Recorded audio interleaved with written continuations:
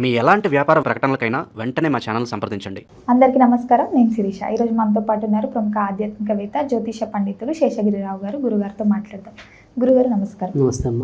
గురుగారు, ఈ డిసెంబర్ మాసంలో ముఖ్యంగా కుంభరాశి వారికి ఎలా ఉండబోతుందంటారు? కుంభరాశి వారికి ఈ నెల కొద్దిగా అదృష్ట యోగం పెరుగుతోంది. ఎందుకంటే వాళ్ళకి గత కొద్ది నెలలుగా ఇటు ఏలినాటి శని ప్రభావం అనేది ఒకటి, తర్వాత మిగతా గ్రహాల సంచారం కూడా అంతంత మాత్రంగా ఉండటం అనేది ఒకటి.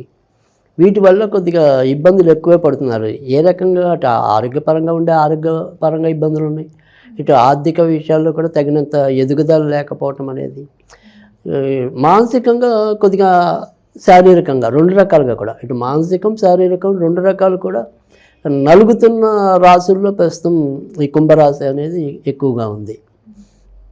కానీ ఇప్పుడు తాత్కాలికంగా ఉండే గ్రహస్థితి ఏదైతే ఉందో అది ముఖ్యంగా లాభస్థానంలో ఇటు కుజుడు రవి యొక్క సంచారం అనేది ఒకటి, తర్వాత భాగ్యస్థానంలో స్వక్షేత్రంలో శుక్రుడు సంచారం, తర్వాత రాజ్యస్థానంలో ఆయన రావటం అనేది ఒకటి. సో ఎలా చూసుకున్నప్పటికీ కూడా ఈ యొక్క బలం అనేది, గోచార బలం అనేది కొద్దిగా పెరుగుతోంది కుంభరాశికి. కనుక చాలా విషయాలు కొంత మంచి జరిగే అవకాశం వీరికి ఎక్కువగా ఈ నెలలో కనబడుతుంది. ముఖ్యంగా విద్యార్థులకు ఎలా ఉండబోతుందంటారు? విద్యార్థులకు కూడా ఇది సరైన సమయం. సరే, ఏళ్ళాడు శని వల్ల ఎవరికైనా ఉంటే అది ఖచ్చితంగా బద్ధకం అనేది, వాయిదా వేసే తత్వం అనేది కొద్దిగా ఉంటుంది. కానీ చాలా బాగుంది ఇది. కరెక్ట్గా వీళ్ళు ఏదైనా సరే దాన్ని వాడుకోవటం అనేది, సో వినియోగించుకోవటం, ఆ వినియోగించుకునే దానిలో వీళ్ళు కనుక ప్రయత్నం లోపం లేకుండా ఆ బద్ధకాన్ని కొద్దిగా నియంత్రణ చేసుకుంటే చాలా మంచి విజయాలు పొందే అవకాశం ఉంది. ఏ రంగంలో ఉన్న వాళ్ళకైనా, అంటే అటు వైద్య రంగంలో ఉన్న వాళ్ళకి, సాంకేతిక రంగంలో ఉన్న వాళ్ళకి, తర్వాత మామూలుగా సాంకేతర అంటే సిఏ అనుకోండి, ఇలా అలాంటి గ్రూప్స్ ఏవైతే ఉంటాయో అలాంటి వాళ్ళకి కూడా ఇది మంచి సమయం. కనుక విద్యార్థులు ఏదైనా సరే కొద్దిగా పెద్ద విజయాలు నమోదు చేయాలి అనుకుంటే కనుక ఇప్పుడున్నది చాలా మంచి పీరియడ్. ఉద్యోగ వ్యవస్థలో ఉన్న వాళ్ళకి ఎలాగ ఉంటుందంటారు? అలాగే ఎలాంటి జాగ్రత్తలు తీసుకోవాలంటారు? ఇది ఉద్యోగస్తులకి కూడా ముఖ్యంగా ఏదైనప్పటికీ కూడా ఇది సరైన సమయం. తర్వాత ఉద్యోగ కార్మికులు ఇక్కడ ప్రస్తుతం వీళ్ళకి లాభస్థానంలో ఉన్నారు. అంటే ఇప్పటిదాకా ఏదైనా సరే ఉద్యోగంలో మంది ఉంటుందా ఊడుతుందా అనేది ఒక భయం ఉన్నది ఏదైనా ఉంటే కనుక మీకేమీ ఓడదండి, మిమ్మల్ని ఉంచుతున్నాం, మిమ్మల్ని మాత్రం అనేది ఉంటుంది. ఎందుకంటే వీళ్ళకి ఈ కుంభరాశిలో ఉన్న కొద్దిగా మెచ్చదగిన గుణం ఏంటంటే కాస్త కోస్త కొద్దిగా నిజాయితీ పట్టుదలగా పనిచేసే తత్వం ఉంటుంది. సో దానివల్ల ఏంటంటే ఏదైనా సరే ఆ సంస్థలు వాళ్ళకే తగినంత ఆదాయం లేక వీళ్ళని వదులుకోవాలే తప్ప, సాధారణంగా వీళ్ళు పనిచేసే చోట కొద్దిగా మంచిగా పనిచేయటం, ఎంతో కొంత నిజాయితీకి కట్టుబడి ఉండటం అనేది ఉంటుంది. కనుక సాధారణంగా అనివార్యమైతే తప్ప వీళ్ళని వదులుకోవడానికి ఎవరు కూడా అంత ఇష్టపడరు. కానీ ఇప్పటిదాకా వీళ్ళు వదులుకోవడానికి ఇష్టం లేకపోయినప్పటికీ కూడా వాళ్ళకి కూడా తగినంత ఆదాయం లేకపోవటం కానీ, ఇతరత్ర వీళ్ళకి చికాకులు ఏర్పడటం కానీ, లేదా వీళ్ళు నిజాయితీగా చేస్తారు కాబట్టి మొత్తం పనంతా వీళ్ళ మీద రుద్దటం కానీ, అంటే ఎక్కడైనా మరి పండున్న చెట్టుకి కదా రాళ్ళు పడతాయి. సో వాళ్ళు చేసే వాళ్ళకి 10 పని చెప్తారు, చేయని వాడు ఎప్పుడు తప్పించుకు తిరుగుతాడు వాడు హాయిగా. సో అలాంటిది ఏదైతే ఉందో అది ఇప్పుడు కొంత వీళ్ళకి ఉపశమనం వస్తుంది. వీళ్ళ పని భారం తగ్గటం అనేది ఒకటి, పనిలో భద్రత అనేది ఒకటి, తర్వాత కొత్తగా ఉద్యోగం కావాలనుకున్న వాళ్ళకి కూడా ఇదే గోల్డెన్ పీరియడ్. సో ఖచ్చితంగా ప్రయత్నించండి. ఏదైనా సరే మీ యొక్క ప్రయత్నం భంగం లేకుండా విజయం లభించే పరిస్థితి ఎక్కువగా ఉంది. అలాగే గురుగారు, ఎవరికైతే వివాహం జరగలేదో వారికి వివాహ యోగం ఉందంటారా ఈ మాసంలో? ఆ రకంగా చూసినా కూడా చాలా మంచి ఫలితాలే ఉన్నాయి. ఎందుకంటే వివాహకారకుడు ప్రస్తుతం లాభస్థానంలో మంచి పొజిషన్లో ఉన్నాడు రవి.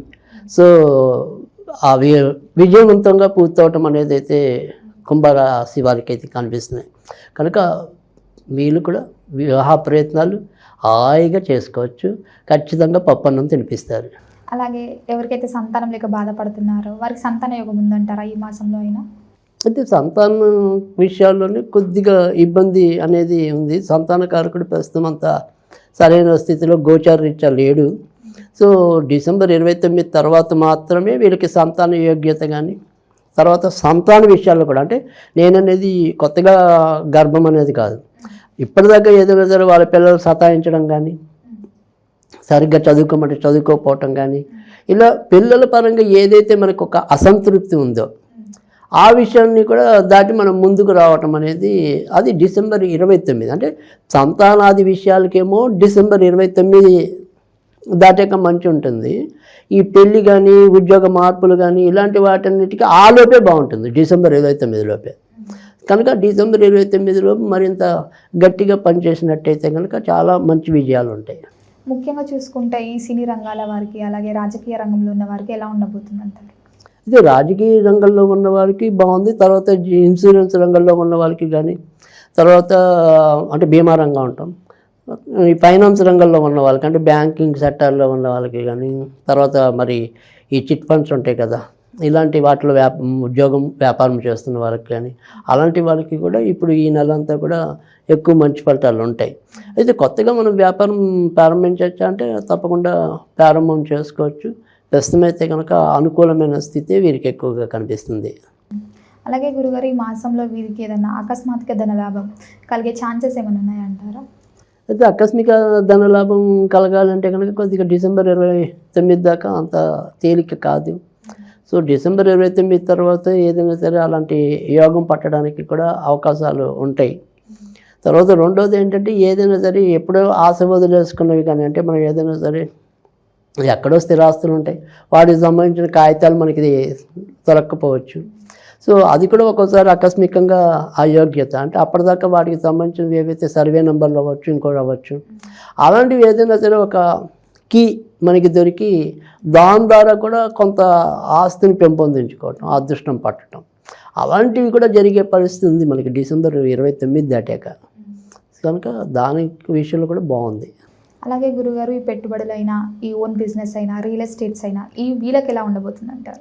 అంటే పెట్టుబడులు పెట్టడానికి కానీ ఏదైనా సరే రియల్ ఎస్టేట్ అన్ని రంగాలకి కూడా డిసెంబర్ 29 దాకా కూడా అనుకూలం. కొత్తగా ఏదైనా సరే మనం ఈ ఏళ్ళ శని వల్ల మనం ఎప్పటికప్పుడు వాయిదా వేస్తుంటాం. అంటే మనకు 4-5 నెలల నుంచి మనం ప్రయత్నాలు చేస్తూ ఉంటాం, ఇవాళ పెట్టాలి, రేపు పెట్టాలి, వ్యాపారం చేయాలి, ఇలా చేయాలి అని ఏదో. కానీ అవన్నీ కూడా ఆచరణలోకి తీసుకురాగలిగే మాసం అనేది ఈ మాసం, అంటే ఈ డిసెంబర్. సో ఖచ్చితంగా ఒక ప్రణాళిక అమలు చేయగలుగుతారు ఈ నెలలో వచ్చేప్పటికి. ఎవరైతే ఈ నరఘోష నరపీడ వల్ల బాధపడుతున్న వాళ్ళకి ఏదైనా ఉపశమనం కలిగే ఛాన్సెస్ ఉన్నాయంటారా? అంటే ఇప్పుడు ప్రస్తుతం అయితే ఏదైనప్పటికీ కూడా కుజుడు బాగుండటం అనేది ఒకటి, రవి బాగుండటం అనేది, అంటే ఇతరుల వ్యక్తుల యొక్క ప్రభావం అనేది రవి వల్ల వస్తే రవి కూడా ప్రస్తుతం వీళ్ళకి లాభం మీద ఉన్నాడు. కనుక నరఘోష నరపీడ అలాంటివి ఏవైతే ఉంటాయో వాటి నుంచి ఉపశమనం అయితే కనుక ఈ నెలలో లభించడం అనేది అయితే ఉంటుంది. అయితే ఇందులో మనకి ఏంటంటే ఈ పూర్వభద్ర శతభిషం 2 నక్షత్రాల వారికి కూడా ఎంతో కొంత నరఘోష తగలటం అనేది ఎక్కువ ఉంటుంది.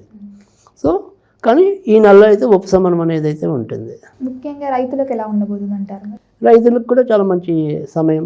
వాళ్ళు ఏదైతే శారీరక శ్రమ చేసి ఒక మంచి ఫలితం రావాలని కోరుకున్నారో వాళ్ళ కష్టం ఏదైతే ఉందో అది వృధా పోకుండా ఎంతో కొంత లాభం దిశగా పయనించడం అనేది అయితే కనుక రైతులకు ఊరటిచ్చే అంశంగానే మనం చెప్పాలి. గృహయోగం ఉందంటారా మరి ఈ మాసంలో ఏమైనా?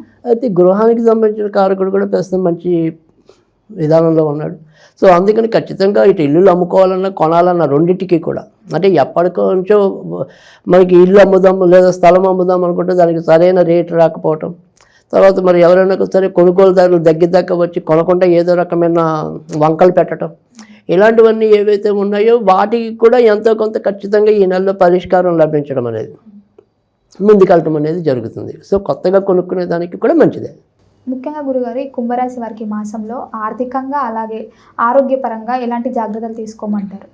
అంటే ఆర్థికంగా చెప్పుకోదగినంత ఇబ్బందులు అయితే కనిపించడం లేదు. అవసరానికి ఏదో విధంగా డబ్బు లభించడం అనేది అయితే ఉంది. సరే ఇంకా ఆరోగ్యం అనేది ఏంటంటే ఏళ్ళ శని యొక్క ప్రభావం వల్లే వీరికి రావటం అనేది ఉంది. సో అందుకని మధ్యలో ఏదైనా సరే కొద్దిగా ఈ ఎముకలు నరాలు కీళ్ళకి సంబంధించిన ఇబ్బందులు పడటం, దంత సమస్యలు రావటం కానీ, సో ఆ రకంగా కొంత ఇబ్బంది అనేది ఉంటుంది తప్ప ఓవరాల్గా అయితే కనుక ఏది వచ్చినా మళ్ళీ తొందరగానే కోలుకోగలుగుతారు. ఎందుకంటే పంచమ స్థానంలో ఇప్పుడు ప్రస్తుతం గురుడు కూడా ఉన్నాడు కాబట్టి రోగం అనేది ఎలా ఉన్నా కూడా మళ్ళీ దాని నుంచి విముక్తి అనేది కూడా అలానే ఉంది. అలాగే గురుగారు ఈ మాసం అంతా వీళ్ళకి ఇంకా అనుకూలంగా ఉండాలంటే ఏ దైవాన్ని పూజించమంటారు? ఎలాంటి పరిహారాలు చేయాలంటారు? వీరు ఏదైనా ప్రారంభించాలనుకుంటే ఏ రోజులు వీరు అనుకూలంగా ఉంటాయంట? తప్పకుండా ప్రస్తుతం అయితే కనుక ఈ నెల అంతా కూడా వీరు ఎక్కువ మరి వీళ్ళు కూడా దుర్గాదేవిని ఎక్కువ పూజించినట్టయితే కనుక ఇటు భార్యాభర్తల మధ్య అనుకూలత పెరగటం అనేది ఒకటి. తర్వాత ఏదైనా సరే ఇప్పటికే పార్ట్నర్షిప్లు అలాంటి వాటిలో ఇబ్బంది పడుతుంటే కనుక దాని నుంచి ఉపశమనం లభించడం అనేది ఒకటి. ఈ మెంటల్ వర్రీస్ తగ్గటం అనేది ఒకటి. కనుక దుర్గాదేవిని వీళ్ళు కూడా ఎక్కువగా పూజించుకున్నట్టయితే కనుక మంచి ఫలితాలు రావటం అనేది అయితే ఉంటుంది.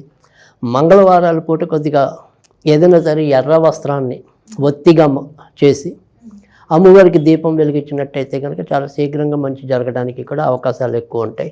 ఇక ఈ నెలలో వీరు ఏదైనా సరే పనులు ప్రారంభించాలంటే కనుక ఆదివారము, మంగళవారము, గురువారం మరింత మంచి జరగడానికి అయితే ఉంటుంది. ఈ నెలలో వీరు బాగా ఏదైనా సరే దూరంగా ఉండవలసిన రంగు ఏదైనా ఉంది అంటే కనుక అది తేనె రంగుకి దూరంగా ఉండటం అనేది మంచిది. గురుగారు, ఓవరాల్గా ఈ కుంభరాశి వారికి డిసెంబర్ మాసంలో ఎలా ఉండబోతుంది, ఎలాంటి జాగ్రత్తలు తీసుకోవాలి, ఏ దైవాన్ని పూజించాలో తెలియజేసినందుకు ధన్యవాదాలు.